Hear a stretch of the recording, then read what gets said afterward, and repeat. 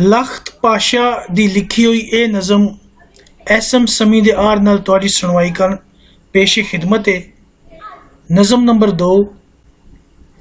गल्लां सब विचत्तर लोकी आखण करन नूं बणियां, गल्लां करदियां बातां पाउंदियां उमर विहा गई, बात बतौली बन गई कदे ते कदे बतौली बन गई बात, जिवें नाती धोती रह गई ते उत्ते मक्खी बह गई।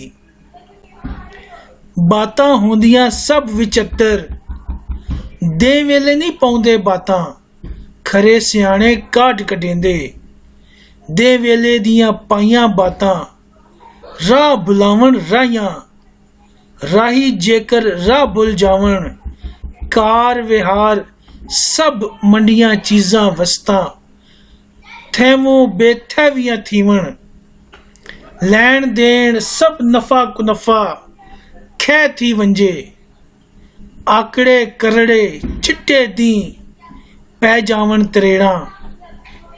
की करिए बिन बातां पाया सरदा भी नहीं, बातां वाली रमज सुलखनी एक वासी बेहिस हयाती नूं भी, कई कई लामा वन सवन्ने मतलब वाले मोती मणके जड़ छड़ दिए। मानू शोधा कोई एक मतलब चुन के ओनू अपनी कुल हयाती मूजब वेतर के गल पा सकदा है, गल पई निभा सकदा है।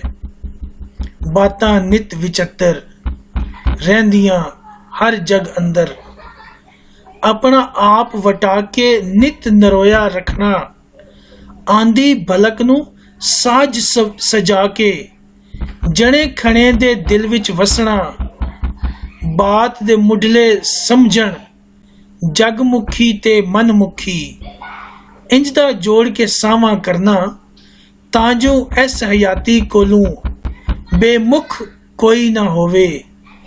सच अखाणे गल्लां सब विचत्तर लोकी आखण करन नूं बणियां।